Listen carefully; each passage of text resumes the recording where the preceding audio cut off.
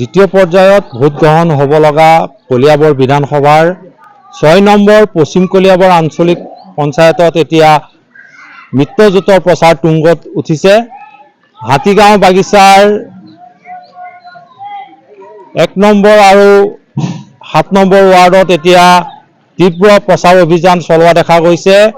এই পঞ্চায়তৰ আঞ্চলিক পঞ্চায়তৰ সদস্য নিৰাকাৰ তাঁতীয়ে প্ৰচাৰ অভিযান তীব্ৰতৰ কৰি তুলিছে। আপোনালোকে পৰিৱেশ দেখিছে, শাকমুঠি চাহ বাগিচাৰ এই অঞ্চলটোত এনেদৰে মিত্ৰজোঁটৰ প্ৰাৰ্থী নিৰাকাৰ তাঁতীয়ে প্ৰচাৰ অভিযান তীব্ৰতৰ কৰিছে। মিত্ৰজোঁটৰ প্ৰাৰ্থীগৰাকীয়ে চাহ জনজাতি চাহ মৰ্চাৰ কেইবাগৰাকীও বিষয়ববীয়াৰ সৈতে এনেদৰে অঞ্চলে অঞ্চলে প্ৰচাৰ অভিযান তীব্ৰতৰ কৰিছে। আমাৰ লগত প্ৰাৰ্থীগৰাকী আছে, পোনে পোনে তেখেতৰ পৰা জানিম জিকাৰ সম্ভাৱনা আপুনি কিমান দূৰ আত্মবিশ্বাসী? নিশ্চয় মই প্ৰাৰ্থী হিচাপে মিত্ৰজোঁটৰ প্ৰাৰ্থী হিচাপে মই থিয় দিছোঁ, প্ৰাৰ্থীত্ব পাইছোঁ। মোৰ জিকাৰ সম্ভাৱনা যথেষ্টই সবল বুলি ক'ব পাৰি। আপুনি প্ৰচাৰ চলাইছে, কোন ৱাৰ্ডত কি কি ধৰণৰ সহায় পাইছে? আমি 1 নম্বৰ ৱাৰ্ডতো ৱাৰ্ড মেম্বাৰৰ সৈতে প্ৰচাৰ চলাইছোঁ, তাতো যথেষ্ট সহায় পাইছোঁ। আৰু 6 নম্বৰ ৱাৰ্ডতো আমি প্ৰচাৰ চলাইছোঁ।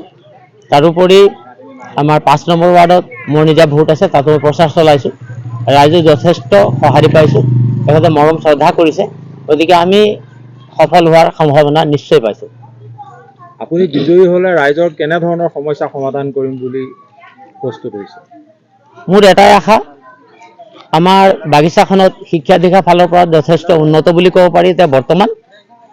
আৰু পিছলৈ আমি জিকাৰ পিছত আমি ৰাজহুৱা অনুষ্ঠানবিলাকত চৰকাৰৰ ফালৰ পৰা যিখিনি সহায় সুবিধা পাম, এইখিনি ৰাজহুৱা কৰি পেলাই ৰাইজৰ স্বাৰ্থৰ হকে কাম কৰিম বুলি আমি প্ৰতিশ্ৰুতি দিছোঁ।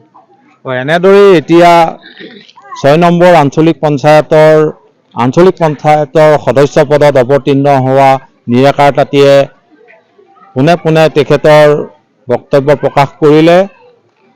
আমাৰ লগত এগৰাকী ভোটাৰ আছে, আপোনাৰ প্ৰাৰ্থীগৰাকী জিকাৰ কিমান দূৰ আশাবাদী আপুনি?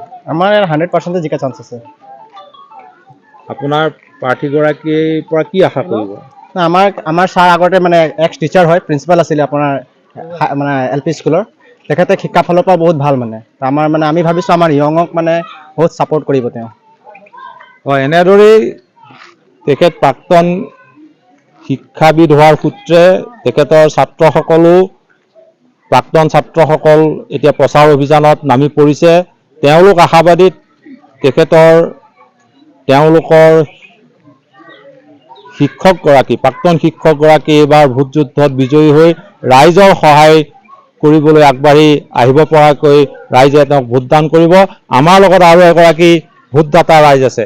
আপুনি নিৰাকাৰ তাঁতীৰ সমৰ্থনত প্ৰচাৰ অভিযান অব্যাহত ৰাখিছে, কিমান দূৰ আশাবাদী আপুনি? আমিতো বহুতেই আশাবাদী আৰু আশা কৰোঁ যাতে আমাৰ যি নিৰাকাৰ তাঁতীদেৱ ডাঙৰীয়াই যি ধৰক উঠিছে, আমি জিকাবৰ কাৰণে আমি অশেষ চেষ্টা চলাইছোঁ আৰু চলাইছোঁ বাৰু। যি কি নহওক আমি তেখেতক জিকাহে এৰিম আৰু মানে কৈছোঁ আৰু।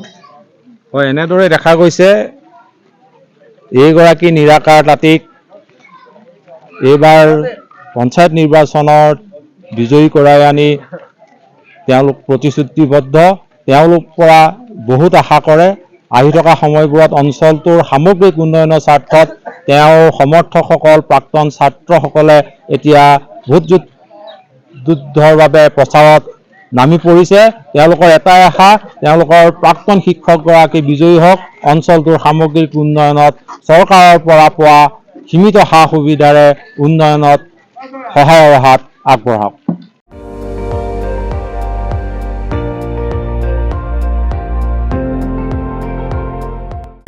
আপুনি চাই আছে ND24, সৰ্বশ্ৰেষ্ঠ নহয় সৰ্বোত্তমৰ দৌৰ।